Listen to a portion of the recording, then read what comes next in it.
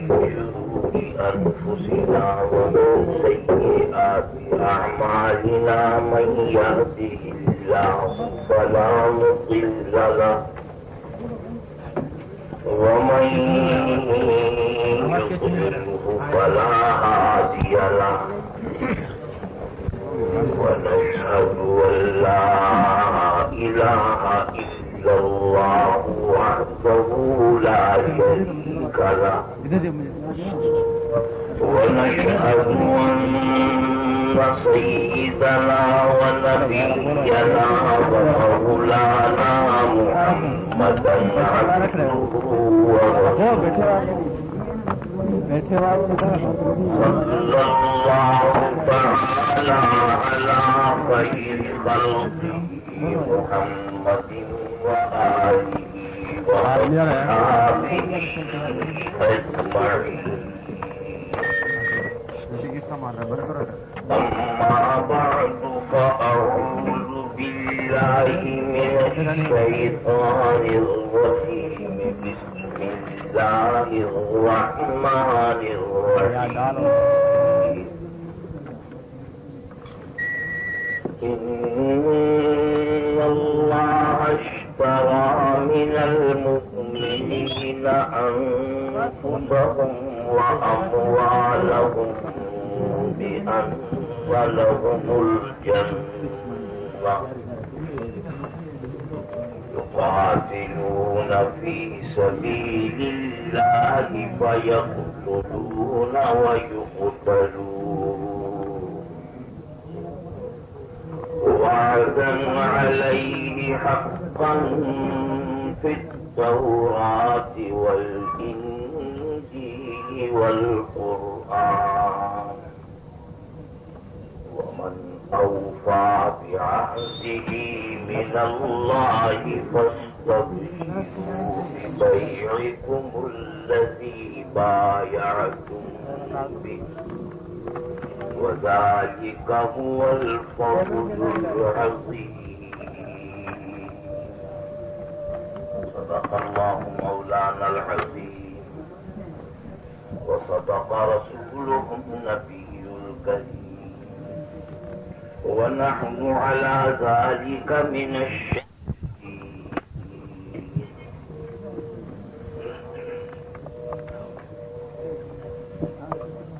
بزرگان محترم و برادران، گزشتہ رات آپ کی خدمت میں یہ بات پیش کی گئی تھی کہ اس دنیا میں اللہ تعالی نے متضاد چیزیں پیدا فرمائی اور تصادم اور مقابلے کو دنیا کا قانون بنا اور قرآن کریم نے یہ بھی بتایا کہ جب ہم حق کو بلند کرنا چاہتے ہیں، جب ہم چھپی ہوئی صلاحیتوں کو اور چھپے ہوئے جوہر کو نمایاں کرنا چاہتے ہیں تو اس کے لیے تصادم اور مقابلہ بہانہ بن جاتا ہے. وَلَوْلَا دَفْعُ اللَّهِ النَّاسَ بَعْضَهُم بِبَعْضٍ لَفَسَدَتِ الْأَرْضُ. اسی کے ساتھ ساتھ یہ بات بھی میں نے عرض کی تھی کہ اس قانون تصادم اور مقابلے کے طور پر دنیا کی تمام قوموں اور ملتوں میں ایسی مثالیں ملیں گی کہ حق و صداقت کے لیے انہوں نے اپنی جان دی. لیکن اسلام کی تاریخ اگر آپ اٹھا کر دیکھیں تو یہ 1400 سال کا زمانہ جو ہے یہ خاک و خون میں دوڑنے والے شہداء کے خون سے بالکل رنگین تھا. فرمایا کہ سب غریب و سادہ و رنگی ہے داستان حرم، غریب و سادہ و رنگی ہے داستان حرم، نہایت اس کی حسین ابتدا ہے اسماعیل۔ اور میں نے کل عرض کیا تھا کہ سرکار دو عالم صلی اللہ علیہ وسلم ابن الذبیحین ہیں۔ آپ کے آبا اور اجداد میں ایک حضرت اسماعیل علیہ السلام ذبیح اللہ ہیں، اور ایک آپ کے والد بزرگوار عبداللہ وہ بھی ذبیح اللہ۔ حضور اکرم صلی اللہ علیہ وسلم کو ابن الذبیحین بھی کہا جاتا ہے۔ آج واقعہ شہادت کے سلسلے میں چند باتیں آپ کی خدمت میں پیش کرنی ہے، اور یہ واقعہ پورے طور پر اس وقت تک سمجھ میں نہیں آتا جب تک کہ چند باتیں تمہید کے طور پر اور مقدمے کے طور پر آپ نہ سمجھ لیں۔ پہلی بات یہ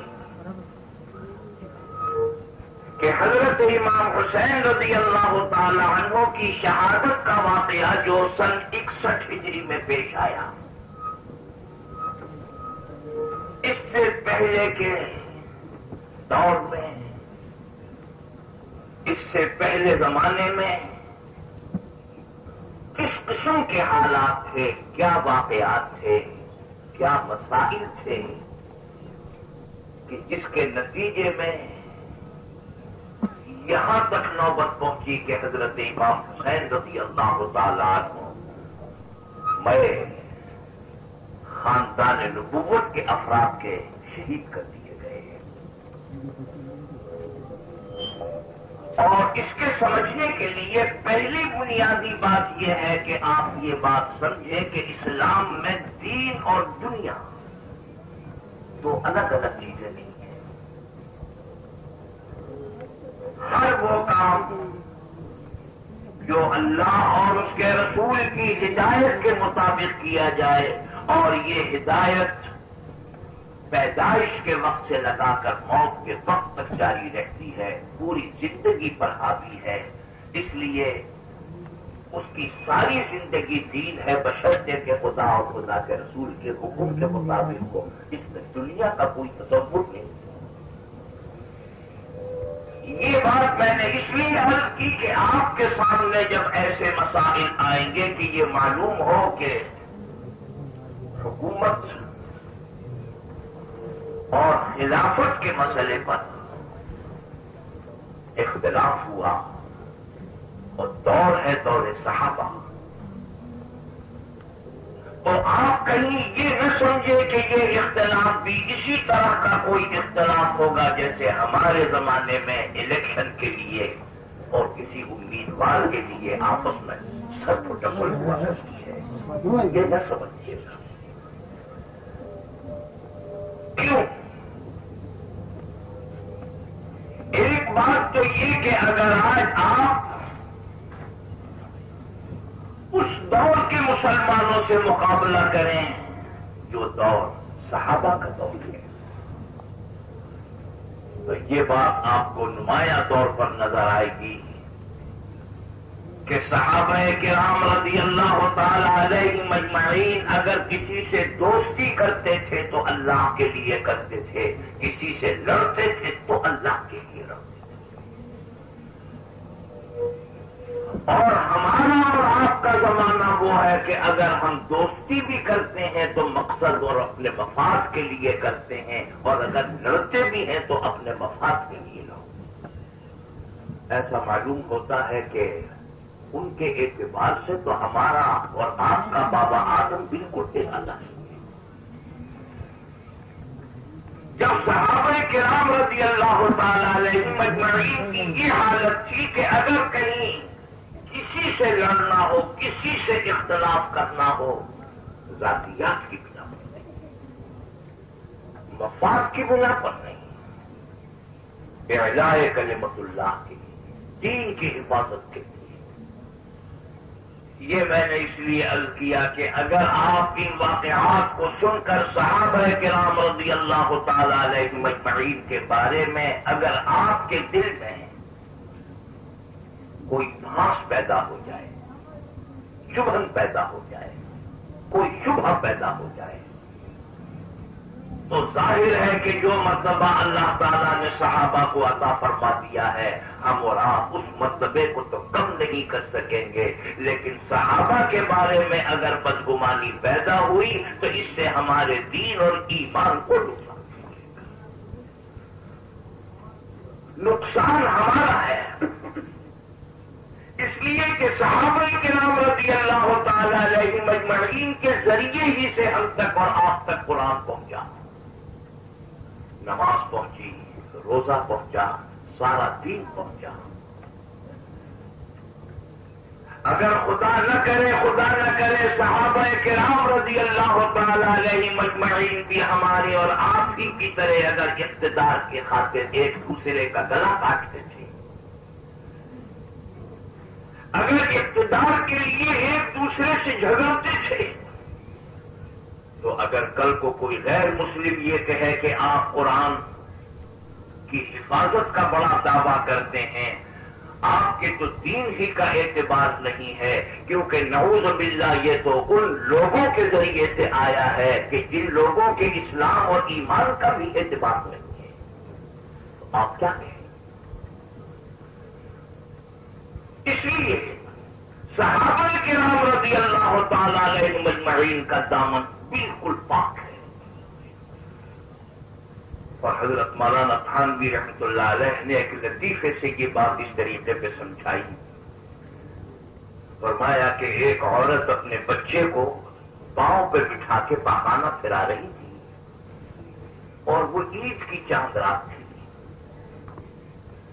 کہیں اتفاق سے اس کی انگلی میں وہ بچے کا پاخانہ لگ گیا، اس عورت کو پتہ نہیں، اتنے میں شور اٹھا کے چاند ہو گیا، تو یہ بھی چاند دیکھنے کے لیے اٹھی، اور عورتوں کی عادت ہوتی ہے کہ انگلی ناک پہ رکھ لیتی ہیں، اس نے وہ انگلی ناک پہ رکھی اور چاند دیکھنے لگی، کہنے لگی ماشاءاللہ چاند تو بڑا اچھا نکلا ہے، مگر معلوم نہیں کہ اس مرتبہ چاند میں پاخانے کی بدبو ہے۔ آپ کو معلوم ہے کہ یہ بدبو چاند کی بدبو نہیں ہے، یہ در حقیقت اس کی انگلی کی بدبو ہے۔ صحابہ کرام رضی اللہ تعالی علیہ مجمعین کا دامن ایسا ہی پاک ہے جیسے کہ چاند آپ کو نظر آتا۔ جو غلط فہمی اور بدگمانی ہے وہ ہمارے اور آپ کے ذہنوں کی بدگمانی ہے، ہمارے اور آپ کے ماحول کی بدگمانی ہے۔ صحابہ کے بارے میں یہ خیالات کبھی نہ قائم کیجیے گا۔ اس لیے تمہید کے طور پر میں نے یہ دو باتیں عرض کی، ایک یہ کہ ہمارے یہاں دین اور دنیا کا کوئی تصور نہیں، نظام خلافت در حقیقت دین کی حفاظت ہے، اور صحابہ کرام رضی اللہ تعالی علیہ مجمعین وہ ہیں جن کے ذریعے سے اللہ تعالیٰ نے سارے عالم کے اندر دین کو پہنچایا ہے۔ یہ دین کے ستون ہیں، ان کے بارے میں اگر ذرا سی بھی بدگمانی پیدا ہوتی ہے تو ہمارا سارا کا سارا دین ناقابل اعتبار ہو جاتا ہے۔ حضور اکرم صلی اللہ علیہ وسلم جب دنیا سے تشریف لے جانے والی ہے، انبیاء کرام علیہ الصلوۃ والسلام بھی دنیا میں آتے ہیں، اپنا وقت پورا کر کے دنیا سے تشریف لے جاتے ہیں۔ قد خلت من قبلہ الرسل، حضور اکرم صلی اللہ علیہ وسلم دنیا سے تشریف لے جانے والے ہیں۔ سوال یہ ہے کہ حضور اکرم صلی اللہ علیہ وسلم کا جانشین کون ہو، اور جانشین سے مراد یہ نہیں ہے کہ بادشاہت کس کو ملے گی، حکومت کس کو ملے گی، یہ ذمہ داری کس کے اوپر ڈالی جائے کہ جو کام حضور اکرم صلی اللہ علیہ وسلم نے بحیثیت نبی اور پیغمبر کے شروع کیے ہیں ان کو تکمیل کی منزل تک پہنچانے کی ذمہ داری کس پہ ڈالی جائے۔ یہ میں نے اسی لیے کہا کہ خلافت راشدہ وہ نبوت کا ضمیمہ اور نبوت کا ایک تتمہ ہے۔ حضرت حضرت ابو بکر صدیق رضی اللہ تعالی عنہ جانشین ہے سرکار دو عالم صلی اللہ علیہ وسلم کے، حضرت عمر فاروق جانشین ہیں، حضرت عثمان غنی اور حضرت علی کرم اللہ، یہ خلافت راشدہ ہے۔ کیا معنی؟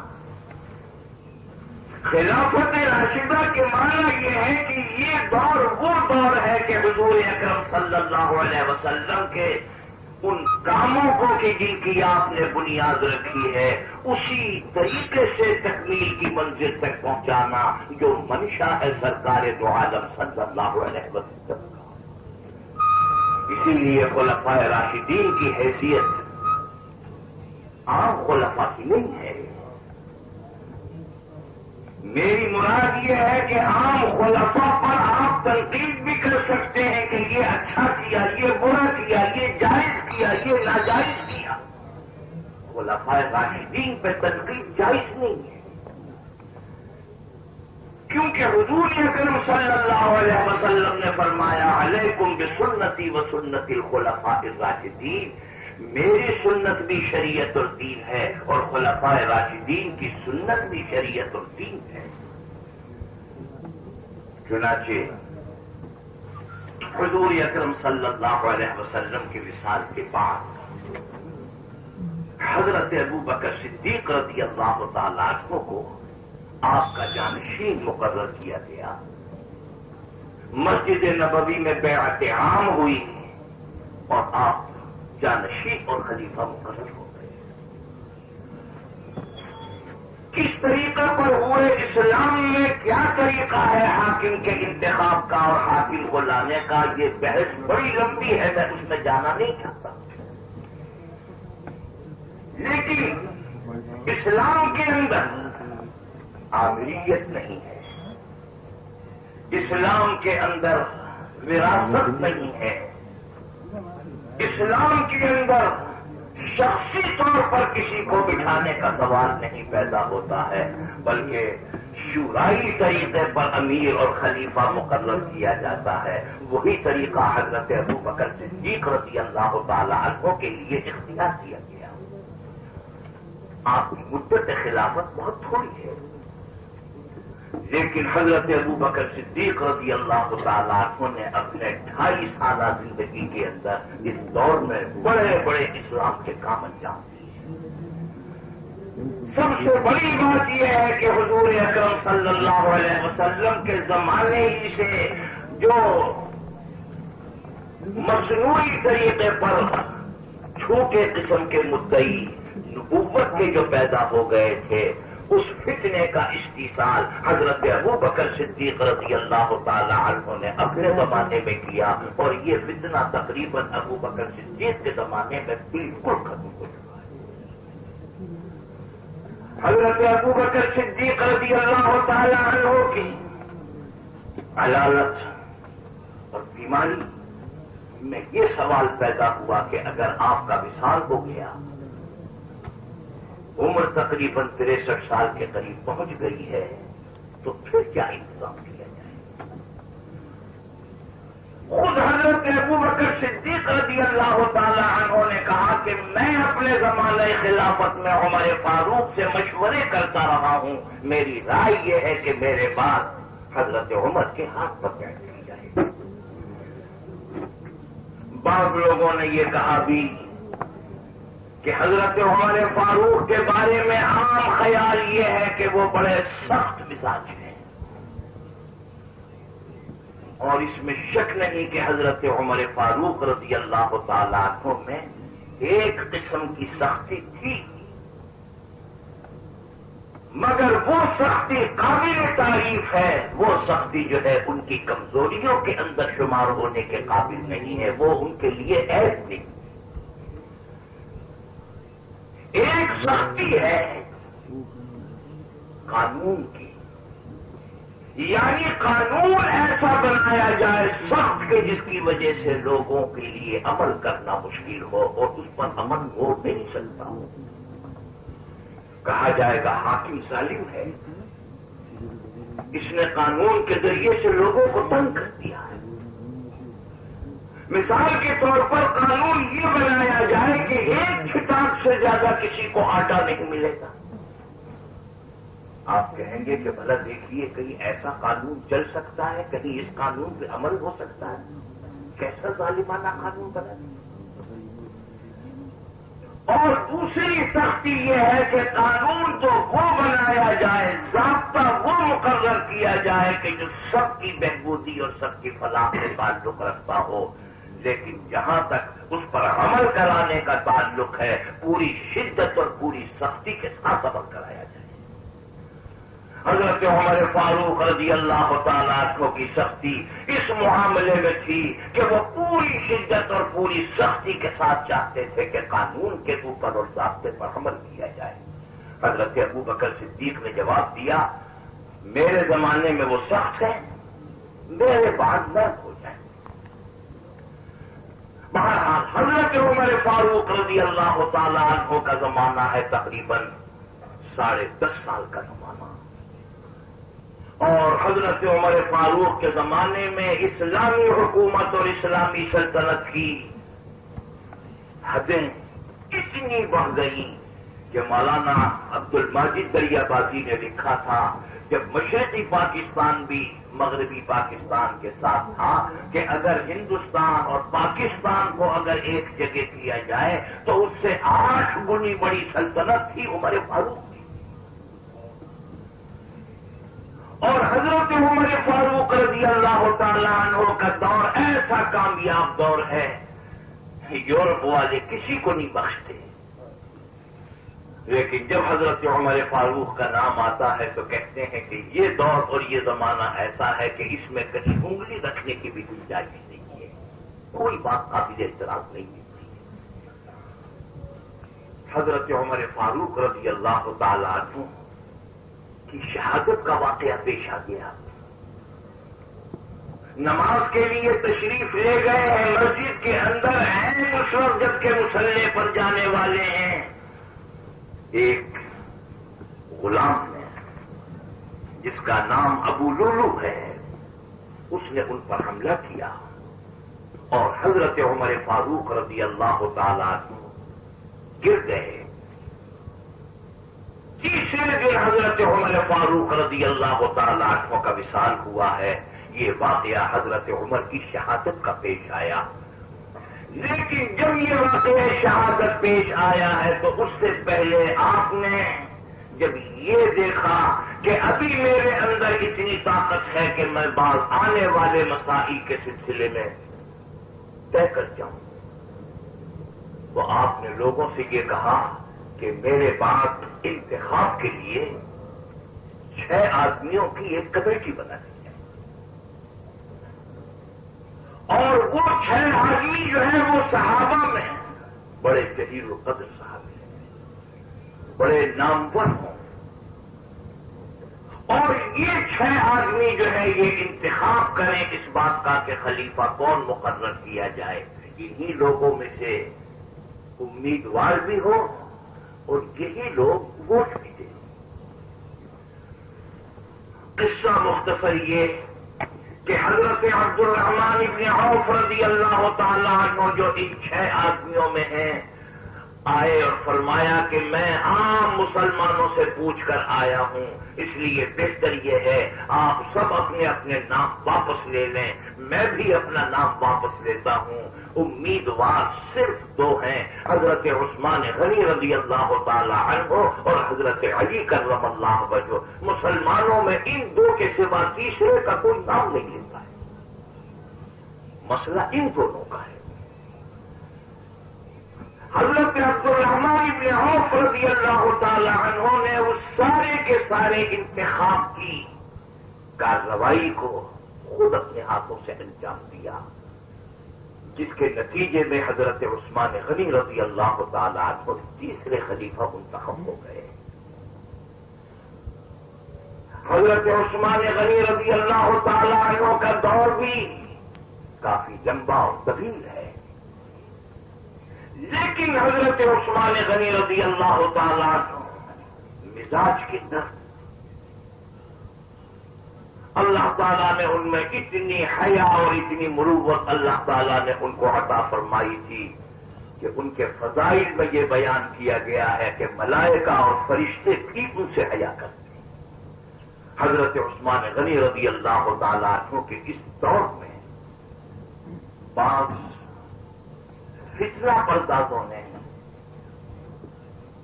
اس بات کی کوشش کی کہ اس نرم مزاج خلیفہ کے زمانے میں کچھ فتنے پیدا کیے جائیں، اسلام اور مسلمانوں کے اندر انتشار اور تفرقہ پیدا کیا جائے۔ ایک شخص یمن سے چل کر آیا، اس کا نام ہے عبداللہ ابن سبا۔ حضرت عثمان غنی رضی اللہ تعالی عنہ کے دور میں یہ آیا ہے مدینے میں، اور آ کر اس نے اسلام کا اعلان کیا کہ میں مسلمان ہو گیا۔ یہودی ہے۔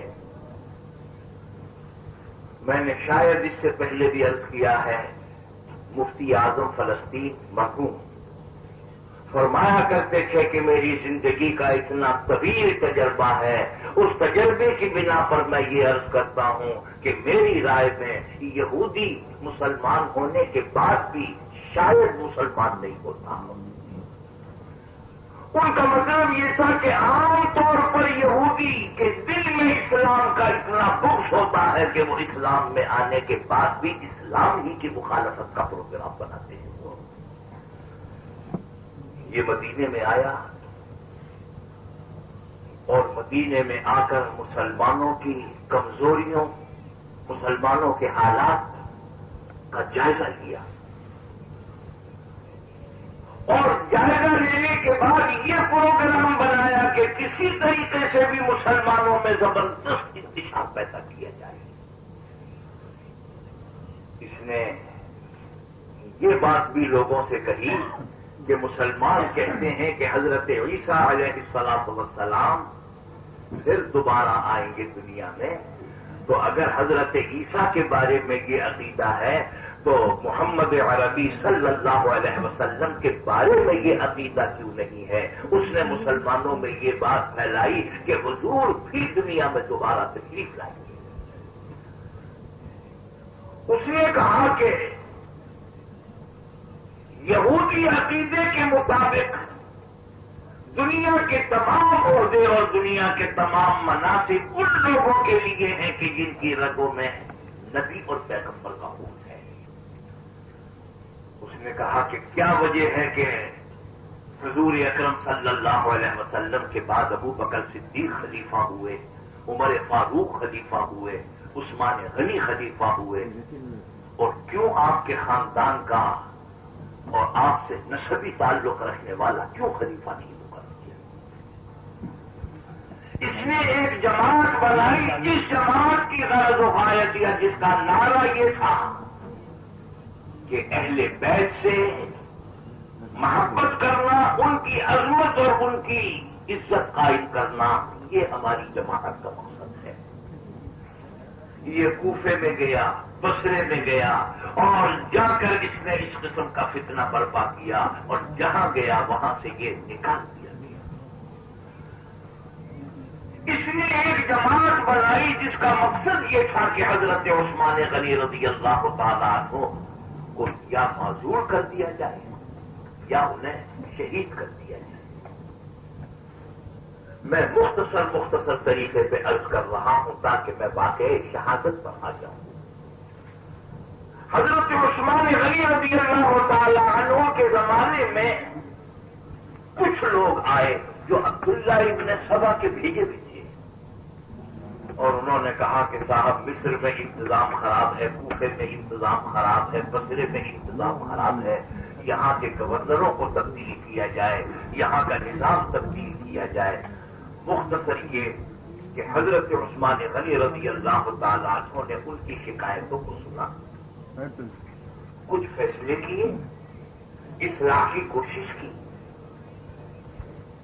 اور حضرت ابو بکر صدیق رضی اللہ تعالی عنہ کے ایک صاحبزادے ہیں محمد ابن ابی بکر،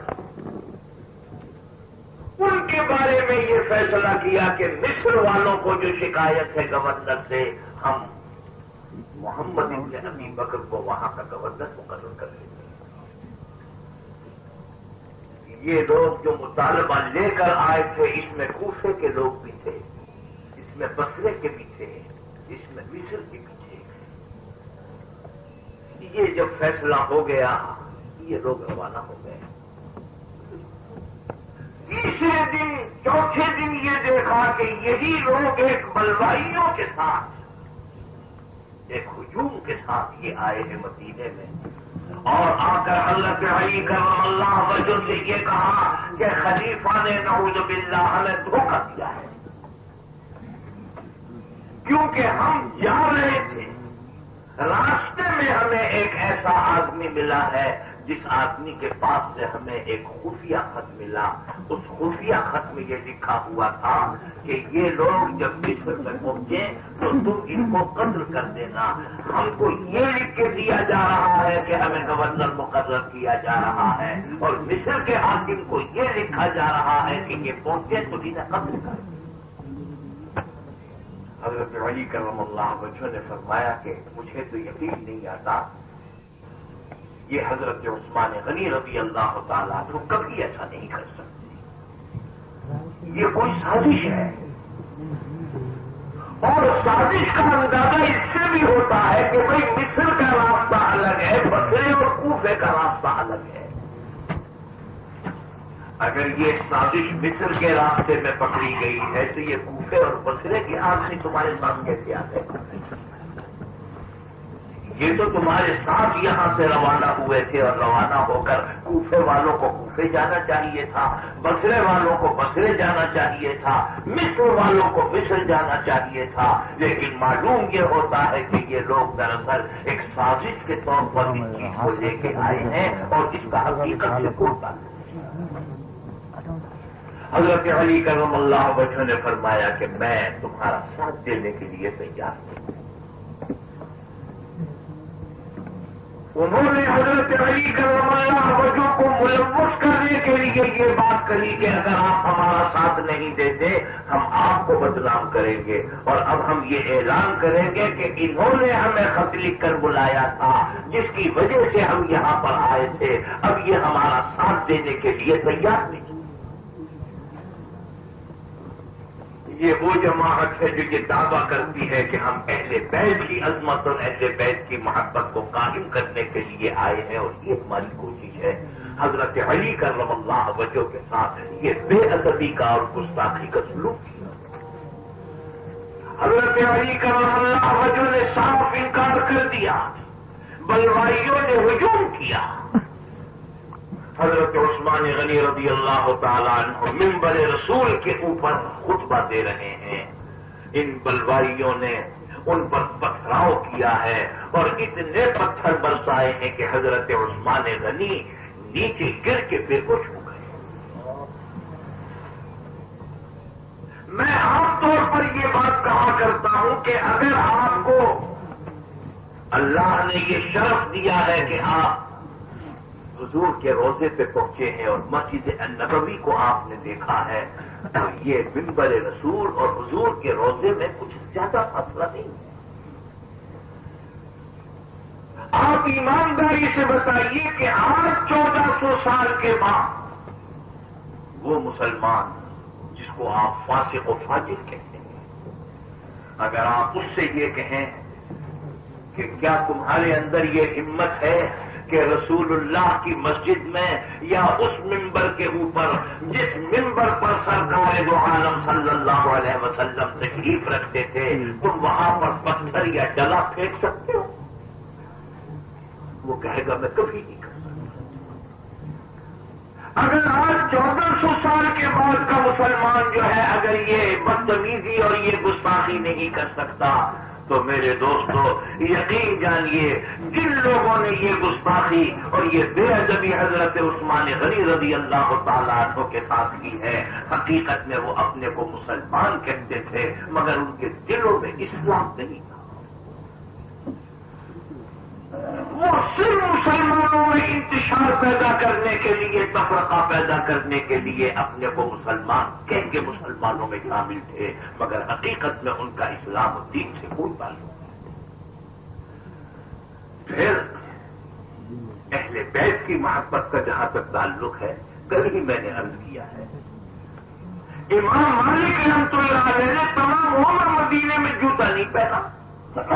جب لوگوں نے ان سے پوچھا تو فرمایا میں جب جوتا پہن کے چلتا ہوں مجھے یہ خیال ہوتا ہے کہ کہیں میرا جوتا ایسی جگہ نہ پڑ جائے جہاں سرکار دو عالم صلی اللہ علیہ وسلم کا قدم رکھا دیتا ہوں، بے ادبی ہوگی۔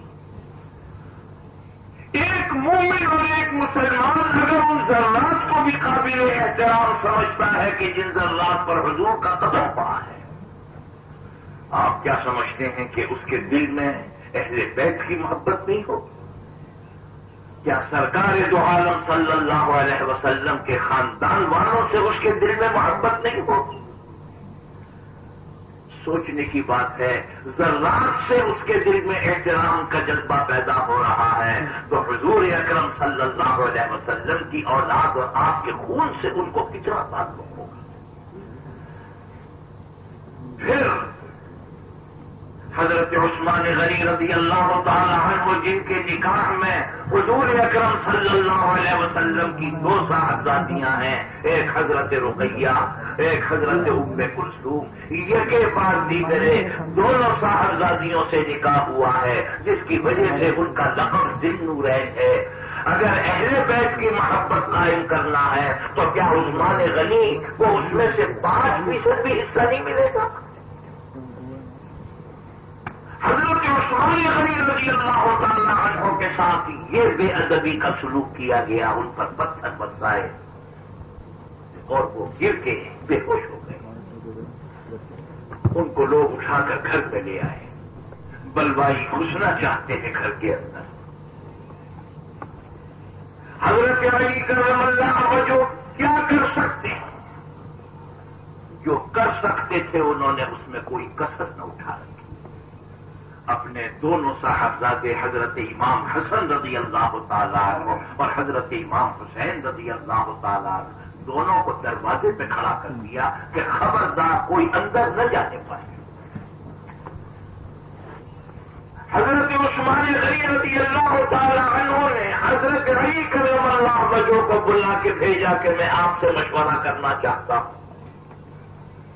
حضرت علی کرم اللہ وجہ تشریف لا رہے ہیں ملاقات کے لیے، لیکن ان بلوائیوں نے ایسا طریقہ اختیار کیا کہ حضرت علی کرم اللہ وجہ کو جانے نہیں دیا۔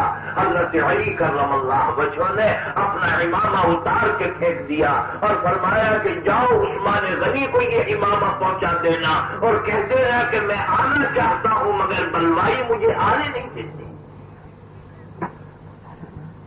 نتیجہ یہ ہوا مکان کے پیچھے سے کچھ بلوائی داخل ہوئے مکان میں، اور اس وقت حضرت عثمان غنی رضی اللہ تعالی عنہ غسل کر کے کپڑے بدل کے قرآن کریم کی تلاوت میں مصروف ہیں۔ کسی غلام کو حکم نہیں، کسی رشتہ دار کو حکم نہیں، کسی پولیس والے کو حکم نہیں، کسی فوجی کو حکم نہیں کہ اگر میرے اوپر حملہ ہو تو اس حملے کا کوئی مقابلہ نہ کیا جائے۔ آپ نے فرمایا کہ اگر کسی نے میرے اوپر حملہ کیا اور تم میں سے کسی نے مقابلہ کیا تو یاد رکھو میں یہ نہیں چاہتا ہوں کہ قیامت میں سرکار دو عالم صلی اللہ علیہ وسلم کے سامنے مجھے ندامت و شرمندگی ہو اور میری طرف انگلی اٹھا کے کہا جائے یہ وہ پہلا شخص ہے امت میں کہ جس کے زمانے سے مسلمانوں کے اندر قتل و قتال اور مسلمانوں میں تفرقہ پیدا ہوا۔ میں نہیں چاہتا، جان دے دوں گا لیکن میں نہیں چاہتا کہ کسی کی نقصیر بھی ٹوٹے۔ بلوائیوں نے جا کر حملہ کیا حضرت عثمان غنی رضی اللہ تعالیٰ عنہ پر۔ حضرت نائلہ رضی اللہ تعالیٰ عنہ بیوی ہے حضرت عثمان غنی رضی اللہ تعالیٰ عنہ کی، انہوں نے اپنے ہاتھ پر تلوار کا وار روکا جس کی وجہ سے ان کی انگلیاں کٹ کے نیچے گریں، اور اس کے بعد حضرت عثمان غنی رضی اللہ تعالیٰ عنہ کو شہید کر دیا۔ قرآن کریم کی اس آیت پر ان کی شہادت کے خون کے چھینٹے پڑے فَسَيَكْفِيكَهُمُ اللَّهُ وَهُوَ السَّمِيعُ الْعَلِيمُ، یعنی یہ مت سمجھنا کہ دشمنوں نے جو کچھ کیا ہے یہ کام پورا ہو گیا، وہ عنقریب دیکھ لیں گے کہ ان کا کیا انجام ہونے والا ہے اور اللہ تعالیٰ ان کے ساتھ کس طریقے پہ نپٹے گا۔ بہرحال حضرت عثمان غنی رضی اللہ تعالیٰ عنہ کی شہادت کا واقعہ دیکھا گیا۔ حضرت عثمان غنی رضی اللہ تعالیٰ عنہ کی شہادت کے بعد مدینے کی بے حرمتی ہوئی، مسجد نبوی کی بے حرمتی ہوئی، حضور کے مصلی کی بے حرمتی ہوئی، اس لیے کہ تمام بلوائی مسجد پر قابض ہو گئے اور سارے مدینے کے اندر انہوں نے اٹھ مچایا۔ 3 دن تک حضرت عثمان غنی رضی اللہ تعالیٰ عنہ پہ گور کفن پڑے ہوئے ہیں، ان کو دفن بھی نہیں کیا گیا۔ حضرت عثمان غنی رضی اللہ تعالیٰ عنہ کے بارے میں بلوائیوں کا یہ خیال تھا کہ ان کی لاش کو بے حرمت کیا جائے، اسی لیے رات کے وقت چند صحابہ نے حضرت عثمان غنی رضی اللہ تعالیٰ عنہ کو تیسرے دن جنت البقیع کے پاس خش کوکب کے اندر جا کر دفن کیا اور حضرت عثمان غنی کے مزار کو بالکل زمین کے برابر کر دیا تاکہ دشمنوں کو اور مخالفوں کو پتہ نہ چلے۔ اس سے آپ اندازہ لگائیے کہ حضرت عثمان غنی رضی اللہ تعالیٰ عنہ کے ساتھ جو یہ برتاؤ کیا جا رہا ہے، ظاہر ہے یہ وہی کر سکتا ہے کہ جس کے دل میں ایمان کا ذرہ نہیں اور جو مسلمان نہیں ہے، ورنہ حضور اکرم صلی اللہ علیہ وسلم کی 2 صاحبزادیاں یکے بعد دیگرے آپ کے نکاح میں آئیں، اس لیے بھی آپ سب سے زیادہ قابل احترام۔ بہرحال حضرت عثمان غنی کی شہادت ایک شخص کی شہادت نہیں، ایک مسلمان کی شہادت نہیں، صرف ایک خلیفہ کی شہادت نہیں۔ عربی کا شاعر کہتا ہے کہ وَمَا كَانَ قَيْسٌ خُلْقُهُ خُلْقُ وَاحِدٍ وَمَا كَانَ قَيْسٌ خُلْقُهُ خُلْقُ وَاحِدٍ وَلَكِنَّهُ بُنْيَانُ قَوْمٍ تَهَدَّمَا، ایک شخص کی یہ ہلاکت نہیں ہے، قوم کی بنیاد ہے نہیں۔ کیوں؟ اس لیے کہ وہ شورائی نظام جو چلا آ رہا تھا، شورائی نظام کے معنی یہ ہیں مسلمانوں کی رائے سے کسی کو خلیفہ منتخب کیا جائے، یہ شورائی نظام جو چلا آ رہا تھا، آج حضرت عثمان غنی کے گلے پر خنجر نہیں پھیرا گیا، اس شورائی نظام کو بھی قتل کر دیا گیا۔ شورائیت ختم ہوتی ہے 2 طریقے پر۔ ایک طریقہ شورائیت کے ختم کرنے کا یہ ہے کہ عام مسلمانوں کو حق ہے کہ وہ کسی کو خلیفہ منتخب کریں۔ ایک آدمی یہ کہہ دے کہ میں نے اسے زبردستی بٹھا دیا، اس کا مطلب یہ ہے کہ اس نے شورائیت کو قتل کر دیا، ختم کر دیا۔ اور دوسرا طریقہ یہ ہے کہ عام مسلمان اپنی رائے اور اپنے مشورے سے کسی کو خلیفہ منتخب کرے، ایک آدمی تلوار کے ذریعے چلتے ہٹاتے۔ دونوں طریقے شورائیت کو قتل کر۔ میں یہ بات اس لیے عرض کر رہا ہوں، آگے چل کر حضرت امیر معاویہ پر یہ الزام نہیں ہے کہ انہوں نے ملوکیت، شخصی حکومت قائم کی، بیٹے کو نامزد کیا اور شورائیت کو انہوں نے ختم کیا، اس لیے کہ شورائیت کا خاتمہ در حقیقت حضرت عثمان غنی رضی اللہ تعالیٰ عنہ کی شہادت پر ہوا ہے۔ حضرت امیر معاویہ کو تو وہ زمانہ ملا ہے جبکہ شورائیت کا نظام درہم برہم ہو چکا ہے۔ حضرت عثمان غنی رضی اللہ تعالیٰ عنہ کی شہادت کے بعد سوال یہ پیدا ہوا، کس کو خلیفہ منتخب کیا جائے؟ مدینے میں حضرت علی کرم اللہ وجہ موجود ہے اور حضرت امیر معاویہ رضی اللہ تعالیٰ عنہ جو شام کے حکمراں ہیں، گورنر ہیں، دمشق میں ہیں، اور یہ ایک طویل زمانے سے چلے آ رہے ہیں۔ ان کے بھائی تھے جن کا نام تھا یزید، امیر معاویہ کے بھائی سے بڑے، ان کا نام تھا یزید، ان کو در حقیقت پہلے یہاں کا گورنر مقرر کیا گیا تھا، اور امیر معاویہ کو ان کے ساتھ معاون کی حیثیت سے بھیجا گیا۔ لیکن کچھ روز کے بعد ان کے بڑے بھائی یزید کا انتقال ہو گیا۔ ان کے انتقال کے بعد امیر معاویہ کو وہاں کا گورنر مقرر کر دیا گیا۔ جب امیر معاویہ کے یہاں اولاد ہوئی ہے تو انہوں نے اپنے بیٹے کا نام وہی نام رکھا کہ جو ان کے بڑے بھائی کا نام تھا، بیٹے کا نام انہوں نے یزید رکھا۔ معلوم ہوا کہ ایک یزید امیر معاویہ کے بڑے بھائی ہیں، ایک یزید امیر معاویہ کے بیٹے ہیں۔ بہرحال اب سوال یہ پیدا ہوا کہ کس کو خلیفہ مقرر کیا جائے، خلافت کی ذمہ داری کس پر ڈالی جائے۔ اہل مدینہ نے حضرت علی کرم اللہ وجہہ کے ہاتھ پر بیعت کر لی، ان کو خلیفہ منتخب کر دیا۔ حضرت علی کرم اللہ وجہہ خلیفہ ہو گئے، اور خلافت وجہہ نے جو یہ بات لکھی، نعوذ باللہ کسی نفسانیت کی وجہ سے نہیں، کسی کے اوپر اگر آپ کوئی الزام لگانا چاہتے ہو تو الزام لگانے سے پہلے اس کے حالات اور اس کے زندگی کے واقعات آپ کو معلوم ہونے چاہیے، تاکہ یہ آپ فیصلہ کر سکیں کہ یہ الزام صحیح ہے یا غلط ہے۔ ایک شخص نہایت فیاضانہ طریقے پہ لوگوں کی امداد کرتا ہے، ہر شخص کی مدد کرتا ہے، نہایت خوشحال ہے۔ کوئی آدمی آ کر آپ سے یہ کہہ دے کہ جی فلانے آدمی نے مجھ سے 5 روپے لیے تھے، دیے نہیں، رکھ لیے اس میں، تو آپ یہ کہیں گے کہ بھئی یہ بات تو میری سمجھ میں اس لیے نہیں آتی کہ 1-5 کیا، وہ تو صبح سے شام تک پتہ نہیں کتنے 5 لوگوں کی امداد میں دیتا ہے، اور اس نے تمہارے 5 روپے رکھ لیے، یہ تو اس کے حالات زندگی اجازت نہیں دیتے کہ میں یقین کروں۔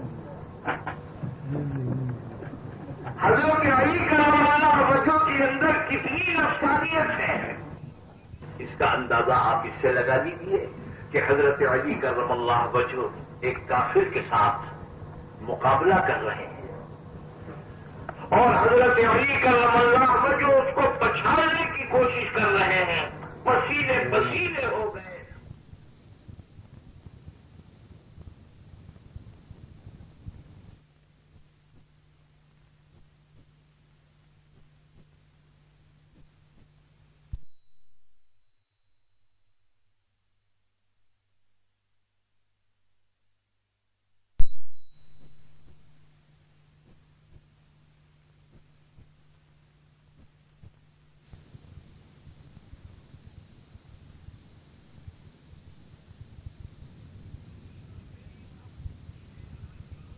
اس کا اندازہ آپ اس سے لگا لیجیے کہ حضرت علی کرم اللہ وجہہ ایک کافر کے ساتھ مقابلہ کر رہے ہیں، اور حضرت علی کرم اللہ وجہہ اس کو پچھاڑنے کی کوشش کر رہے ہیں، پسینے پسینے ہو گئے، اور پسینے پسینے ہو کر اس کو پچھاڑ دیا زمین کے اندر تاکہ اسے قتل کر دیں۔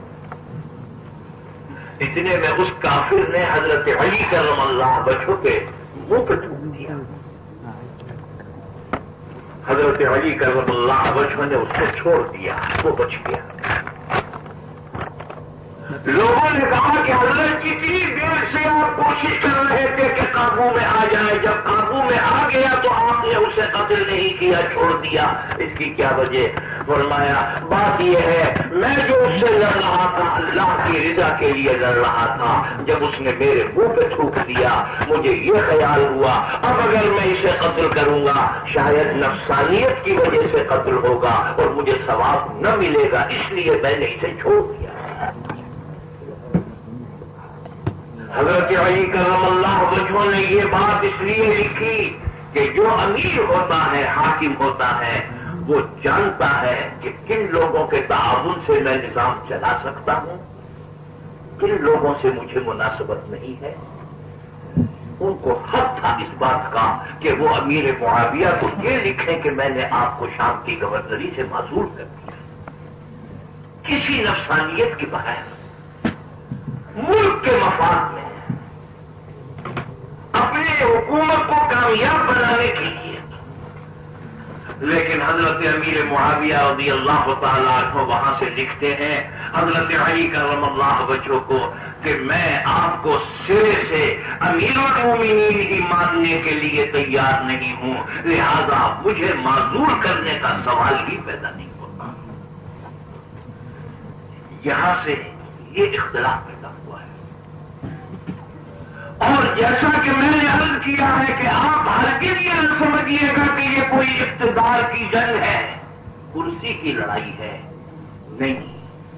حضرت امیر معاویہ رضی اللہ تعالیٰ عنہ بھی صحابی ہے، کاتب وحی ہے، اور حضرت علی کرم اللہ وجہہ بھی خلافت راشدہ کے چوتھے خلیفہ ہیں۔ ایسا خیال دونوں کے بارے میں قطعاً کرنا جائز ہے، لیکن سمجھنے کی ضرورت ہے۔ حضرت امیر معاویہ نے حضرت علی کرم اللہ وجہہ کو جو یہ بات لکھی کہ میں آپ کی خلافت تسلیم کرنے کے لیے تیار نہیں، کیوں لکھا؟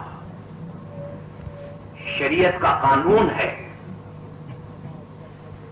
شریعت کا یہ قانون ہے کہ اگر کوئی بیٹا اپنے باپ کو قتل کر دے یا باپ کے قتل میں وہ شامل ہو تو باپ کا ترکہ اور باپ کی وراثت اس بیٹے کو نہیں ملے گی۔ کیوں؟ اس لیے کہ یہ باپ کا قاتل ہے یا باپ کے قتل میں یہ شریک پایا گیا ہے۔ اس کی وجہ سے اللہ تعالیٰ نے بڑے بڑے بوڑھے اور ضعیف العمر لوگوں کی جانوں کو صرف بچا ہی نہیں لیا ہے، بلکہ اللہ تعالیٰ نے ان کے آرام اور راحت کا سامان بھی مہیا کر دیا۔ دنیا ایسی چیز ہے کہ ایک بیٹا جب یہ محسوس کرتا ہے کہ میں تو خود بڈھا ہو گیا ہوں اور میرا باپ اتنا ضعیف العمر ہونے کے باوجود ساری جائیداد کے اوپر قابض بیٹھا ہے، یہ آگے کو سرکتا ہی نہیں، اگر یہ آگے کو سرکے تو پھر ہم مزے کریں، ہو سکتا ہے کہ وہ کسی سے قتل کرا دے۔ مگر اسلام نے جب یہ قانون بنا دیا کہ اگر بیٹا باپ کا قاتل ہو یا قتل میں اگر شامل ہو تو پوری وراثت اور ترکے سے محروم کر دیا جائے گا۔ اس کا نتیجہ کیا ہوا؟ بوڑھے باپ کو پیدل لے جاتے ہوئے بھی اولاد ڈرتی ہے کہیں ایسا نہ ہو ٹھوکر لگ جائے، گر کے مر جائے، لوگ کہنے کے بیٹے نے دھکا دے دیا تھا، مجھے تو ترکہ بھی نہیں ملے گا۔ باپ سے کہتا ہے کہ ابا جان آپ کو میں کمر پہ چٹی پہ بٹھا کے لے چلتا ہوں، اس کی حفاظت کرتا ہے، اس کا احترام کرتا ہے۔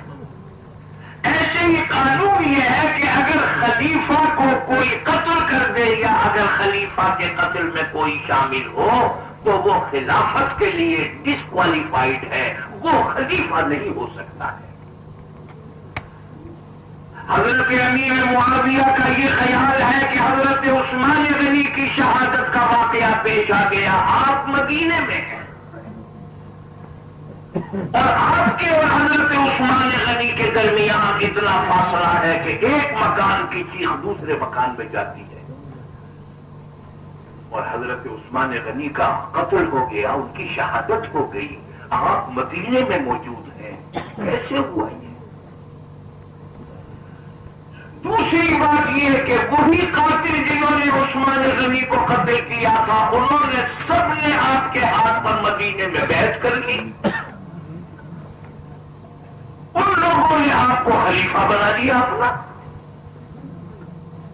جس سے ہمیں یہ خیال ہوتا ہے کہ عثمان غنی کی شہادت اور عثمان غنی کے قتل میں آپ شامل ہیں، ورنہ یہ کیسے ہو سکتا ہے کہ آپ موجود ہیں مدینے میں، اتنا بڑا واقعہ ہو گیا؟ اور چلیے اگر ہو بھی گیا تھا، آپ نے کسی قاتل کو سزا دی، کسی قاتل کو پکڑا، اور کیا وجہ ہے کہ وہ وہی قاتل جو ہے وہ آپ کے ہاتھ پر بیٹھ کر کے آپ کے ارد گرد وہ جمع ہے. اس سے ہمارا یہ خیال ہے آپ قتل میں شامل ہیں، اور جب کوئی خلیفہ قتل میں شامل ہو، شریعت اسلامیہ کا مسئلہ ہے کہ وہ مستحق خلافت نہیں ہے، لہذا میں آپ کی خلافت تسلیم کرنے کے لیے تیار نہیں. امیر معاویہ نے جو کچھ لکھا وہ شریعت کی ان ہدایات کے عین مطابق لکھا کہ جو ان کے سامنے موجود ہیں. ان کو یہ غلط فہمی ہوئی ہے کہ حضرت علی کرم اللہ وجہ مدینے میں ہے، یہ واقعہ ہو گیا. کسی قاتل کو سزا نہیں دی اور سارے قاتلوں کو اپنے دامن میں انہوں نے جمع کر لیا ہے. انہوں نے حضرت علی کے ہاتھ پر بیعت کر دی، لیکن حضرت علی کرم اللہ وجہ کے بارے میں ایسا تصور اور خیال کرنا بھی صحیح نہیں ہے. کیوں؟ اگر آپ مدینے کے حالات دیکھیں تو آپ مجھے ایمانداری کے ساتھ بتائیے، حضرت علی کرم اللہ وجہ نے جس طرح بلوائیوں کا مقابلہ کیا، صاحبزادوں کو جس طرح حضرت عثمان غنی کے مکان پر کھڑا کیا، اس سے زیادہ حضرت علی کرم اللہ وجہ اور کیا کر سکتے؟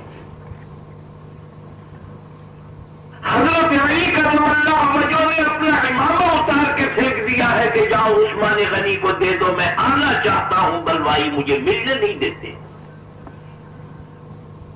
رہی یہ بات کہ بلوائیوں میں سے، قاتلوں میں سے کسی کو سزا نہیں دی یا انہوں نے میرے ہاتھ پر بیعت کر لی،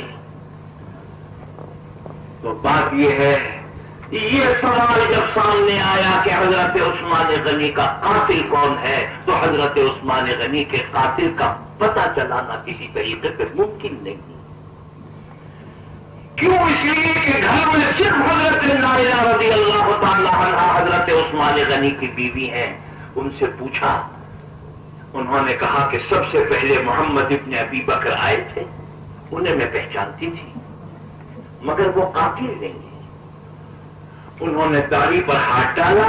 حضرت عثمان غنی نے فرمایا کہ تیرا باپ اس داڑھی کی بڑی عزت کرتا تھا. وہ کانپ گئے اور داڑھی چھوڑ کر چلے گئے.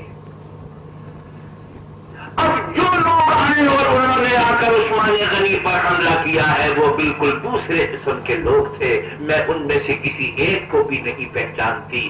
آپ بتائیے، جب قاتل کو پہچاننے والا کوئی نہیں ہے، حضرت علی کرم اللہ وجہ قاتل کو سزا کیسے دیتے؟ کس بنیاد سے دیتے؟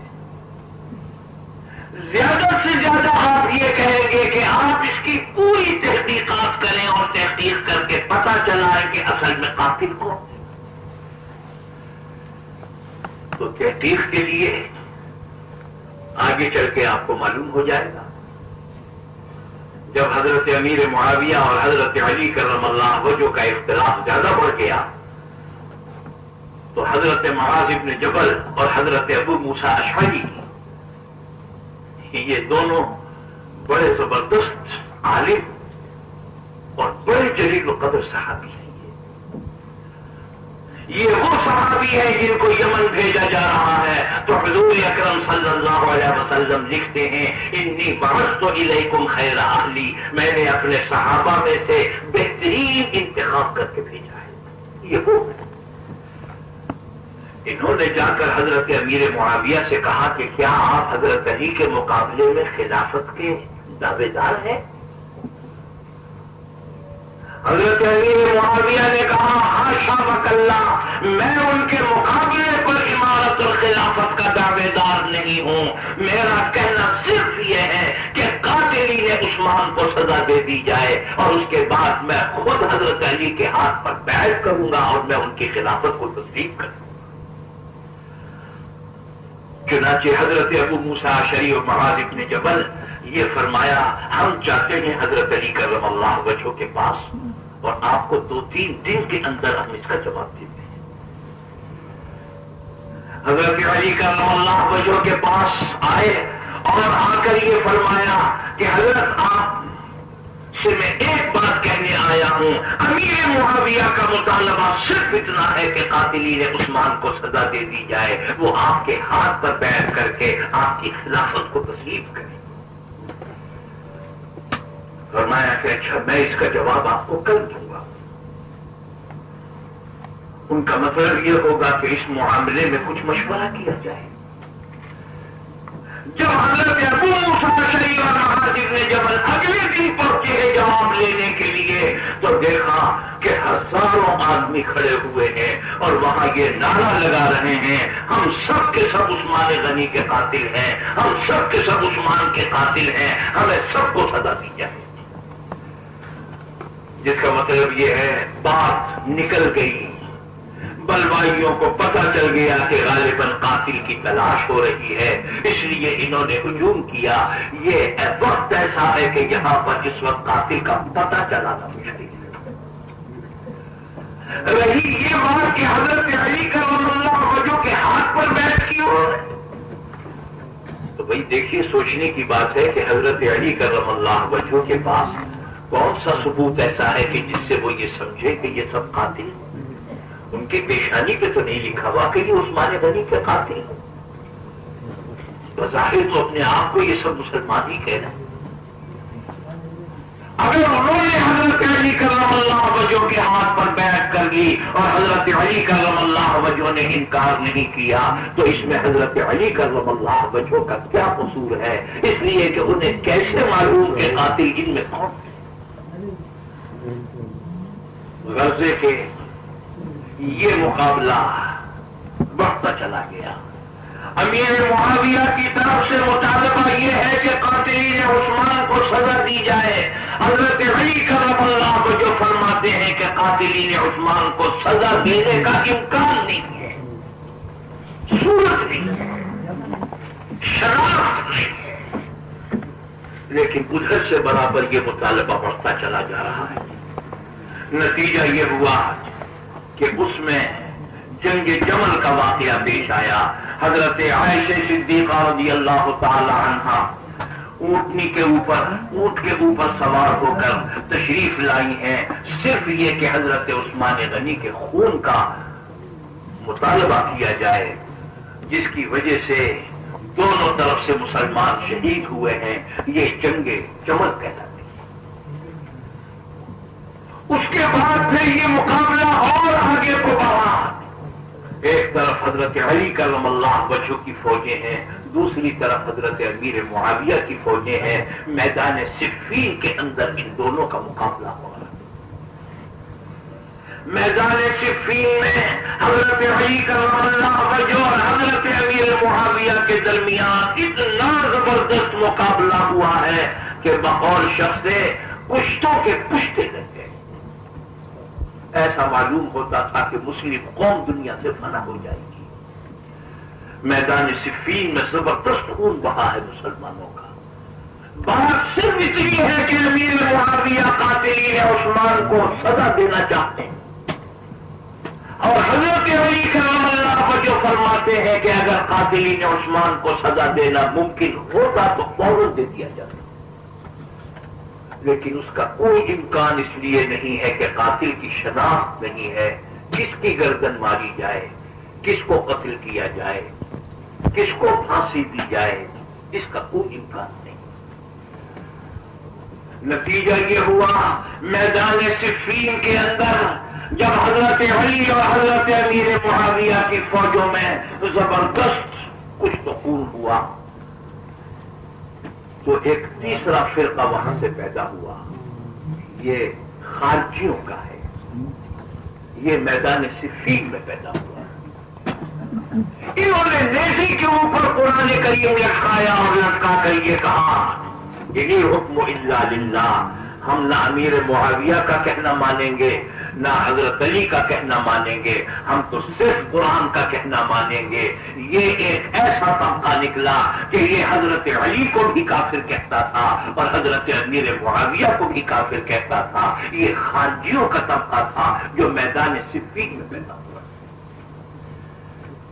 اب 3 گروہ مسلمانوں میں پیدا ہو گئے، اور حضرت عثمان غنی رضی اللہ تعالیٰ عنہ نے یہ بات فرمائی تھی، اے مسلمانوں، یہ جو تلوار تمہارے ہاتھ میں ہے، اللہ نے یہ تلوار کافر کے لیے بنائی ہے، مسلمان کے لیے نہیں دی ہے۔ اگر تم نے اس تلوار سے مسلمان کا گلا کاٹا اور مسلمان کو قتل کیا تو یاد رکھو یہ تلوار قیامت تک میان میں نہیں جائے گی اور مسلمانوں ہی میں چلتی رہے گی، اور نوبت یہاں تک آ جائے گی کہ مسلمان ایک امام کے پیچھے کھڑے ہو کے نماز نہیں پڑھ سکیں گے، ایک امیر کے جھنڈے کے نیچے جمع ہو کے جہاد نہیں کر سکیں گے۔ یہ تین گروہ پیدا ہو گئے، شیعان علی، حامیان بنی امیہ، خوارج۔ اور آگے چل کر آپ دیکھیں گے علامہ اقبال نے مسلمانوں کے اختلاف پر تعصب کا اظہار کیا ہے اس طریقے پر، فرمایا کہ امت بودی امم گردیدگی، امت بودی امم گردیدگی، بزم خود راہ نے خود پاشیدگی، انچ تو باخیش کر دی کس نہ کر تو روح پاک مصطفیٰ آمد بدرد۔ مسلمانوں میں یہ زبردست انتشار پیدا ہو گیا، حامیان بنو امیہ، شیعان علی اور خوارج، تین گروہ پیدا ہو گئے۔ اسی درمیان میں یہ واقعہ پیش آیا کہ ایک خارجی نے حضرت علی کرم اللہ وجہہ کو شہید کر دیا۔ اس خارجی نے حملہ حضرت امیر معاویہ پہ بھی کیا تھا، لیکن واقعہ ایسا پیش نہ آ سکا اور حضرت علی کرم اللہ وجہہ پر حملہ کیا، وہ شہید ہو گئے۔ خلافت راشدہ کے چوتھے خلیفہ،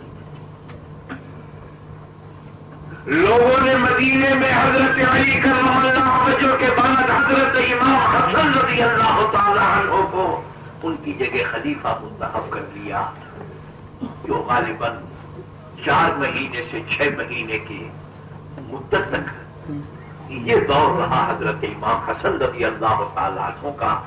علماء نے لکھا ہے یہ بھی خلافت راشدہ کا ایک جز اور فتیمہ ہے۔ حضرت امام حسن رضی اللہ تعالی عنہ حضرت علی کرم اللہ وجہہ کے صاحبزادے اور سرکار دو عالم صلی اللہ علیہ وسلم کے نواسے۔ حدیث میں آتا ہے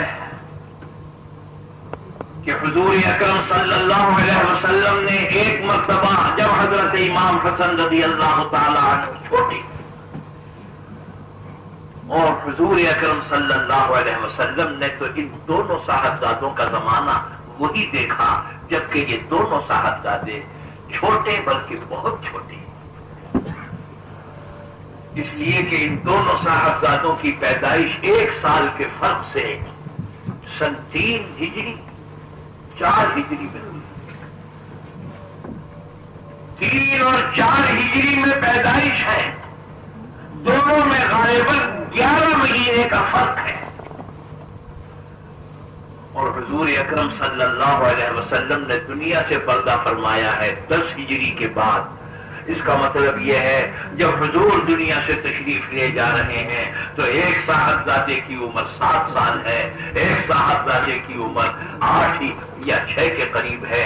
یہ عمریں ہیں ان دونوں صاحبزادوں کی، تو حضرت حضور اکرم صلی اللہ علیہ وسلم نے حضرت امام حسن کو اپنے کندھے پہ بٹھا رکھا۔ ایک صحابی نے دیکھ کے کہا کہ بڑی اعلیٰ قسم کی سواری ہے جس کے اوپر صاحبزادے سوار ہیں۔ تو حضور اکرم صلی اللہ علیہ وسلم فرماتے ہیں اور یہ نہیں دیکھا کہ سوار کتنا اعلیٰ ہے؟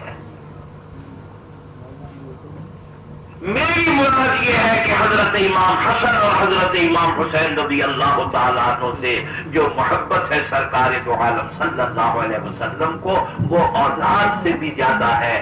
اولاد کی محبت اور چیز ہے، اور اولاد کی اولاد سے محبت وہ اس سے بھی زیادہ ہوتی۔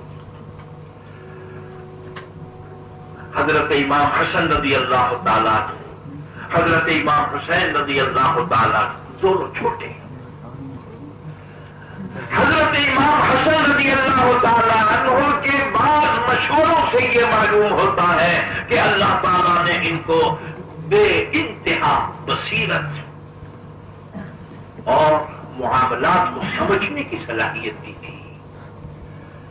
حضرت امام حسن رضی اللہ تعالی عنہ نے حضرت عثمان غنی کے شہادت کے واقعے سے پہلے حضرت علی کرم اللہ وجہہ سے کہا، ابا جان میرا یہ جی چاہتا ہے آپ مدینہ چھوڑ کے چلے جائیں،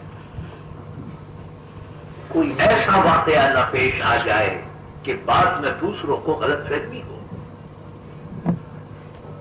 اسی طرح جب حضرت عثمان غنی کی شہادت کا واقعہ پیش آ گیا ہے تو حضرت امام حسن رضی اللہ تعالیٰ عنہ نے کہا، ابا جان میری رائے یہ ہے کہ یہ لوگ جو آپ کو خلیفہ مقرر کر رہے ہیں آپ اس منصب کو قبول نہ فرمائیں۔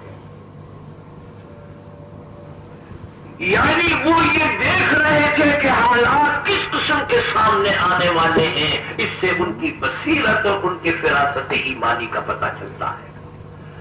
حضرت امام حسن رضی اللہ تعالیٰ عنہ نے یہ دیکھا خلافت اسلامیہ دو ٹکڑوں میں تقسیم ہو گئی۔ ایک شام کی خلافت حضرت امیر معاویہ کے پاس ہے، حجاز کی خلافت حضرت امام حسن رضی اللہ تعالیٰ عنہ کے پاس ہے۔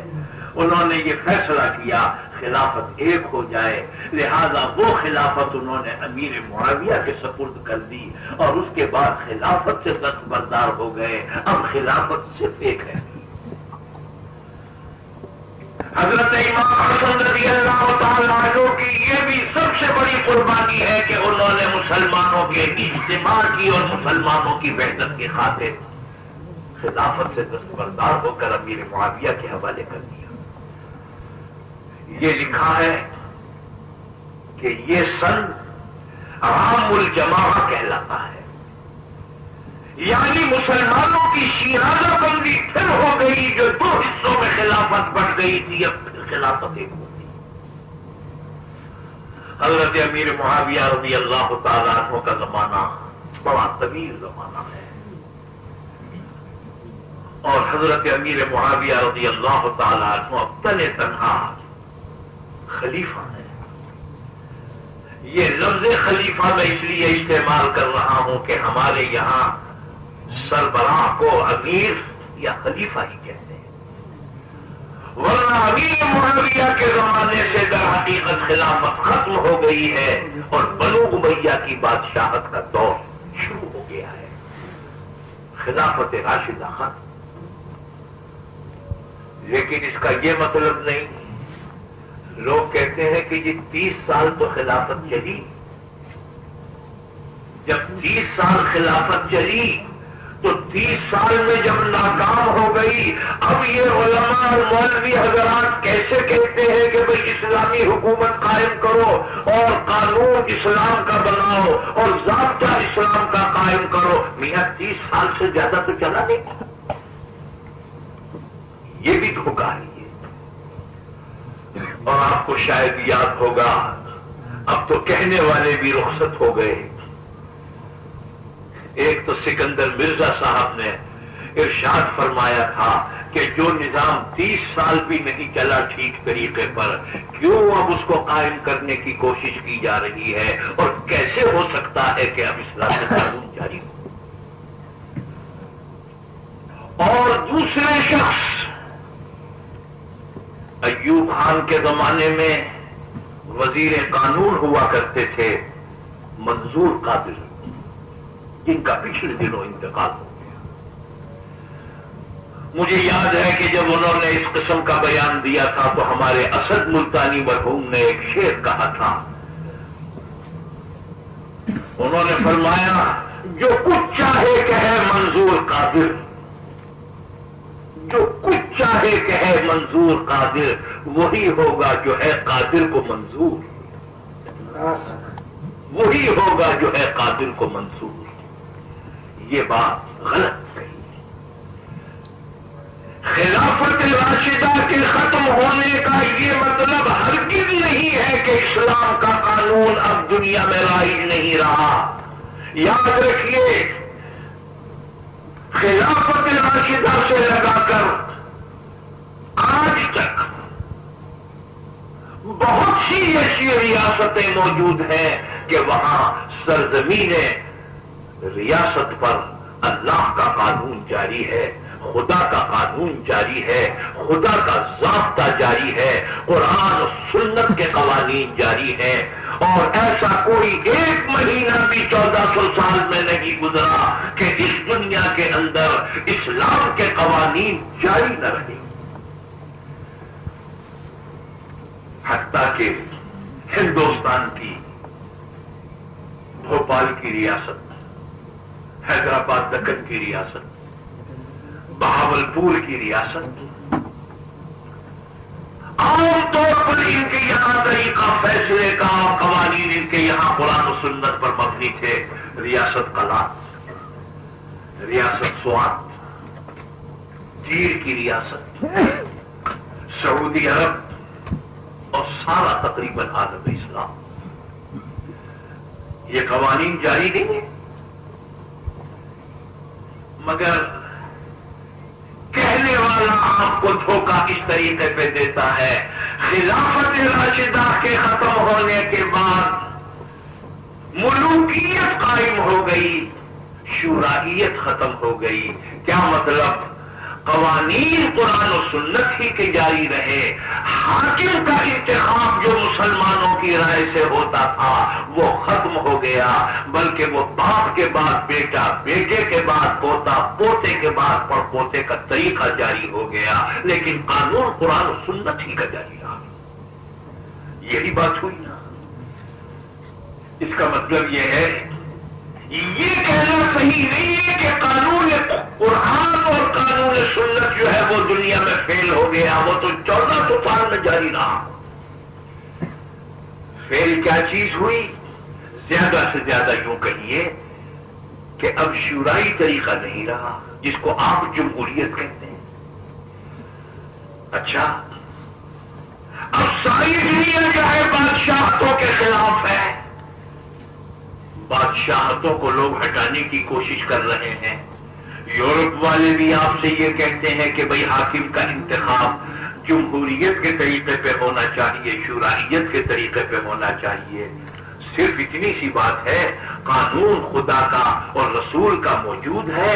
صرف یہ ہے کہ حاکم کا انتخاب اگر آپ شورائی طریقے پہ کرنے لگے تو خلافت اسلامیہ اور اسلامی حکومت پھر اثر نو پائی ہو جائے. صرف اتنی تو بات ہے. لہذا یہ کہنا کہ 30 سال کے بعد خلافت راشدہ ختم ہو گئی، اب کوئی اس کا امکان نہیں، تو مطلب یہ تھا حضرت امیر معاویہ رضی اللہ تعالیٰ عنہ کا زمانہ بہت طویل اور لمبا زمانہ ہے. حضرت امیر معاویہ نے اپنی آنکھوں سے یہ دیکھا ہے کہ جنگ جمل میں مسلمانوں کا خون بہا، میدان صفین میں مسلمانوں کا خون بہا. اب ان کے سامنے یہ مسئلہ ہے کہ میں اگر دنیا سے جاؤں تو نظام حکومت کس کے حوالے کر کے جاؤں. اصل مسئلہ یہ، اور یہی مطالبہ حضرت امام حسین رضی اللہ تعالیٰ عنہ کی طرف سے جب حضرت امیر معاویہ سے گفتگو ہوئی ہے پورے وقت کی. حضرت عبداللہ ابن عمر ہیں، عبداللہ ابن زبیر ہیں، حضرت امام حسین رضی اللہ تعالیٰ عنہ ہیں، ان تینوں نے گفتگو کی ہے. حضرت امیر معاویہ نے کہا کہ میں آپ سے مشورہ کرنا چاہتا ہوں کہ آپ مجھے بتائیے میرے بعد نظام حکومت کس کے حوالے کیا جائے، کیا کیا جائے. حضرت امام حسین رضی اللہ تعالیٰ عنہ کے وقت نے یہ جواب دیا، ہماری ایک تجویز ہے، اور وہ تجویز یہ ہے کہ آپ سنت رسول پہ عمل کریں. سنت رسول یہ ہے کہ حضور اکرم صلی اللہ علیہ وسلم اگر چاہتے تو نام لے کے بتاتے فرماتے کہ میں نے فلاں کو خلیفہ منتخب کر دیا ہے، لیکن مسلمانوں کا حق ہے رائے دینا، اس لیے آپ نے یہ حق باقی رکھا اور خاموشی کے ساتھ دنیا سے تشریف لے گئے۔ اشارات آپ نے فرمائے، مسلمانوں نے اس اشارے کے مطابق ابو بکر صدیق کو خلیفہ منتخب کر دیا۔ آپ سنت رسول پر عمل کریں۔ اور امیر معاویہ صحابی بھی ہے، کاتب وحی بھی ہے، یہ نہ سمجھیے گا کہ نعوذ باللہ نعوذ باللہ سنت رسول سے گریز کر رہے ہیں، نہیں۔ جواب سنیے، حضرت امیر معاویہ نے یہ جواب دیا، میں سنت رسول پر عمل کرنے کے لیے تیار ہوں، لیکن آج آپ میں کوئی شخصیت ایسی ہے جیسے ابو بکر صدیق کی کہ جس پہ امت اتفاق کر لے۔ جب حضور دنیا سے تشریف لے جا رہے تھے، ساری قوم کا اس پر اتفاق تھا کہ رسول اللہ کے بعد ساری امت میں افضل ترین شخصیت ابو بکر صدیق کی۔ جگہ بندی نہیں، دھڑا بندی نہیں، سیاسی اختلاف نہیں، ابو بکر صدیق کی ایک شخصیت ہے آپ نے کوئی ابو بکر صدیق؟ ان حضرات نے فرمایا کہ اگر آپ یہ سمجھتے ہیں کہ ایسی کوئی متفقہ شخصیت نہیں ہے تو پھر آپ سنت ابو بکر پہ عمل کریں۔ سنت ابو بکر یہ ہے کہ حضرت ابو بکر صدیق نے اپنے تجربے اور اپنے علم کے مطابق عمر فاروق کا نام ملت کے سامنے پیش کر دیا۔ اے مسلمانوں، میں سمجھتا ہوں کہ تمہاری خلافت کے لیے عمر فاروق موضوع ہے، یہ اب تمہارا کام ہے، جو چاہے سو تم کرنا، لیکن میں نے نام پیش کر دیا ہے۔ آپ بھی اسی طریقے سے سنت ابو بکر پہ عمل کریں کہ نام پیش کر دیں، لیکن بیٹے کا نام پیش نہ کریں، اس لیے کہ ابو بکر صدیق نے بیٹے کا نام نہیں پیش کیا تھا۔ مسلمان چاہیں گے اس کے ہاتھ پر بیعت کر لیں گے، نہیں چاہیں گے تو نہیں بیعت کریں گے۔ اور اگر سنت ابو بکر پہ عمل کرنا بھی ممکن نہ ہو تو پھر سنت فاروقی پر عمل کر لیجیے۔ سنت فاروقی یہ ہے کہ حضرت عمر فاروق رضی اللہ تعالیٰ عنہ نے فرمایا کہ 6 آدمیوں کی کمیٹی بنائی جائے انتخاب کے لیے، اور یہ پوری قوم اور پوری ملت کے نمائندے سمجھے جائیں گے، سربراہ ہیں، یہ ارباب الوقت کہلائیں گے قوم کے۔ ان 6 آدمیوں کے اندر یہ حق دے دیا جائے کہ وہ جس کو جی چاہے خلیفہ منتخب کرے، مگر ان 6 آدمیوں میں عمر فاروق کے بیٹے شامل نہیں ہیں۔ لوگوں نے کہا کہ جب آپ کمیٹی بنا رہے ہیں انتخاب کی تو پھر آپ اپنے بیٹے عبداللہ ابن عمر کو بھی شامل کر دیجیے۔ حضرت عمر فاروق فرماتے ہیں کہ میں نے جو خلافت کا بوجھ اٹھایا ہے میری پوری نسل کے لیے اور آل خطاب کے لیے کافی ہے، اپنے بیٹے پہ یہ ذمہ داری نہیں ڈالنا چاہتا۔ مگر ہاں 6 آدمیوں کی کمیٹی ہے، 3 آدمی ایک طرف ہو جائے، 3 آدمی ایک طرف ہو جائے، فیصلہ کیسے ہوگا؟ اس کو آپ لوگوں کی سیاست میں اس زمانے میں کہتے ہیں کاسٹنگ ووٹ، یعنی ایک ووٹ ایسا ہونا چاہیے کہ جو ان کے درمیان فیصلہ کن ہو۔ فرمایا کہ اگر 6 آدمیوں کی رائے میں اختلاف ہو کہ 3 ایک طرف اور 3 ایک طرف، تو میرے بیٹے سے رائے لے لینا، جدھر میرے بیٹے کی رائے شامل ہو جائے اس کو 4 رائے سمجھ کے اس کی طرف فیصلہ کر دینا۔ حضرت عمر فاروق رضی اللہ تعالیٰ عنہ نے یہ کیا۔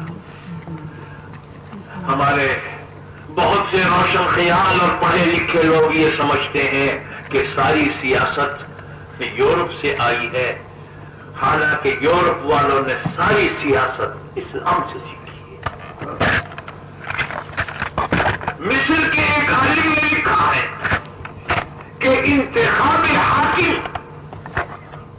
کا نظام حضرت عمر فاروق رضی اللہ تعالی عنہ جس جگہ چھوڑ کے گئے تھے، یورپ والوں نے صرف اسی نظام کو قبول کیا اور اختیار کیا، اس سے آگے نہیں بڑھ سکے اور ترقی نہیں کر سکے۔ وہ کیا؟ عام لوگوں کے نمائندے خاص ہو اور خاص نمائندے اپنے امیر اور حاکم کا انتخاب کریں۔ یورپ والوں نے یہی طریقہ اختیار کیا کہ الیکشن کے ذریعے سے اسمبلی بنائی، وہ عام لوگوں سے ووٹ لے کر خاص لوگوں کی نمائندگی کر رہے ہیں اسمبلی کے اندر، اور اسمبلی والوں کو یہ حق دے دیا کہ تم اپنے حاکم کا انتخاب کرو۔ انہوں نے کہا ایمانداری سے بتانا کہ حضرت عمر فاروق رضی اللہ تعالیٰ عنہ نے جو طریقہ تجویز کیا تھا، کیا یورپ والے اس سے آگے ایک قدم بھی بڑھ سکے؟ اور اسی طریقے سے یہ کاسٹنگ ووٹ کا جو طریقہ ہے، یہ حضرت عمر فاروق رضی اللہ تعالیٰ عنہ نے اس کی تعلیم دی ہے، یورپ سے یہ تعلیم نہیں آئی۔ فرمایا سنت فاروقی پر عمل، یا سنت رسول پر عمل کریں، یا سنت ابو بکر پر عمل کریں، یا سنت فاروقی پر عمل کریں، اور ان تین باتوں کے بعد چوتھی کوئی بات نہیں۔ ہمارا مطالبہ یہ نہیں ہے کہ حضرت امام حسین رضی اللہ تعالی عنہ کو کرسی دی جائے، ان کو خلیفہ مقرر کیا جائے، یہ مطالبہ نہیں ہے۔ مطالبہ صرف اصول کا ہے، اور وجہ یہ ہے کہ یہ دین اسلام امانت ہے سرکار دو عالم صلی اللہ علیہ وسلم کی صحابہ کے پاس۔ اس میں جو نظام خلافت ہم کو دیا گیا ہے وہ دنیا کی تمام نظام ہائے سلطنت اور نظام ہائے حکومت سے الگ ہے۔ قیصر و کسریٰ کا طریقہ یہ ہے کہ باپ کے بعد بیٹا، بیٹے کے بعد پوتا، پوتے کے بعد پڑ پوتا، مگر اسلام کا طریقہ نہیں ہے۔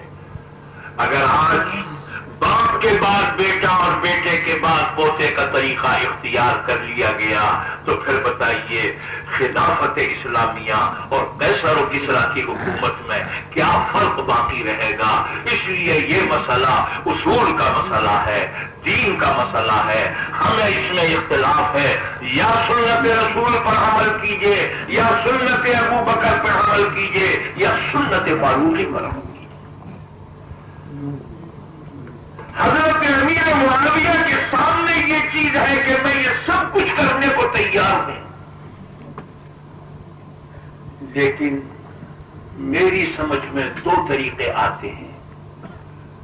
ایک طریقہ تو یہ ہے راتوں رات نظام حکومت بدل جائے، صبح کو لوگ اٹھیں تو دوسرا نظام حکومت قائم ہو چکا ہو۔ یہ طریقہ جو ہے شاید مسلمانوں کو خوریزی سے بچا سکے گا، لیکن اگر میں نے یہ طریقہ اختیار کیا کہ اچھا آپ اپنے اپنے امیدوار کھڑے کیجئے اور مسلمانوں سے کہا جائے کہ آپ اپنی اپنی رائے دیجئے، تو یاد رکھیے تین گروہ ہیں اس وقت۔ ایک امیدوار خارجیوں میں سے کھڑا ہوگا، ایک حامیان بنی امیہ میں سے کھڑا ہوگا، اور ایک امیر حامیان بنو امیہ میں سے، اور ایک شیعان علی میں سے، اور یہ تینوں کے تینوں جب کھڑے ہوں گے آپ تصور کیجئے کہ مسلمانوں میں کتنا زبردست اختلاف ہوگا۔ امیر معاویہ کی نظر اس پر ہے کہ جنگ جمل میں دیکھ چکا ہوں، جنگ صفین میں دیکھ چکا ہوں، اور میری آنکھوں کے سامنے یہ ہے کہ مسلمانوں کا کہیں ایسا قتل عام نہ ہو کہ مسلمان قوم روئے زمین سے مٹ جائے۔ حضرت امیر معاویہ رضی اللہ تعالی عنہ نے اپنی دانش میں نے اپنی دانش کا لفظ اس لیے کہا، یاد رکھیے صحابی جان بوجھ کے دین کے خلاف، اللہ کی مرضی کے خلاف کبھی نہیں کر سکتا. یہ ضمانت سرکار دو عالم صلی اللہ علیہ وسلم نے صحابہ کے بارے میں دی ہے. الصحابہ کلہم وجود. یہ ممکن نہیں ہے کہ کوئی صحابی خیانت کرے، ممکن نہیں ہے کہ کوئی صحابی جان بوجھ کر اللہ اور اللہ کے رسول کے خلاف کرے. ہاں یہ ہو سکتا ہے انہوں نے امت کی بہبودی کے لیے ایک بات سوچی، لیکن بعد کے نتائج نے یہ بات ثابت کی کہ جو سوچا تھا وہ صحیح نہیں سوچا تھا. اجتہادی غلطی ہو سکتی ہے، فکری غلطی ہو سکتی ہے. ہم نے سوچا ہے پورے اخلاص کے ساتھ، لیکن یہ معلوم نہیں کہ اس کے نتائج ایسے ہو جائیں. حضرت امیر معاویہ نے مسلمانوں کو خونریزی سے بچانے کے لیے یہ طریقہ نامزدگی کا اختیار کیا، اور آپ نے فرمایا میری 21 سال تک میری حکومت رہ چکی ہے، ممکن ہے کوئی شخص اٹھے لوگ اسے قبول نہ کریں، اور ممکن ہے کہ میرے اثر سے میرے بیٹے کی لوگ اطاعت کریں. آپ نے یزید کو نامزد کر دیا، اور مطلب یہ تھا کہ یہ راتوں رات نظام حکومت تبدیل ہو جائے اور یہ موقع نہ رہے کہ مسلمانوں میں ایک دوسرے کے خلاف قتل عام ہو. حضرت علی کرم اللہ، حضرت امیر معاویہ رضی اللہ تعالیٰ عنہ نے یزید کی ولی عہدی کا اعلان کر دیا، اور کچھ روز کے بعد حضرت امیر معاویہ کا وصال ہو گیا. مدینے کے گورنر نے حضرت امام حسین رضی اللہ تعالیٰ عنہ کو بلایا کہ اب یزید کے ہاتھ پر بیعت کرنے کا مسئلہ ہے، اس کی عمارت کو قبول کرنے کا مسئلہ ہے، آپ کی کیا رائے ہے؟ حضرت امام حسین رضی اللہ تعالیٰ عنہ فرماتے ہیں کہ یہ مسئلہ ایسا نہیں ہے کہ میں تنہا اپنی رائے دوں، میں اپنے رفقا سے، دوستوں سے مشورہ کروں گا، مشورے کے بعد آپ کو جواب دوں. حضرت امام حسین رضی اللہ تعالیٰ عنہ مکے چلے گئے. مکے میں جا کر لوگوں سے مشورہ کیا. ادھر کوفے سے، یہ بات آپ خاص طور پر ذرا ذہن میں رکھیں، کل میں نے ایک بات عرض کی تھی، یہ بات مسلمانوں کی سمجھ میں نہیں آتی. مسلمان حضور کے نام کے دیوانے ہیں، ان ذرات کا احترام کرتے ہیں جس پر حضور کے قدم رکھے گئے ہیں.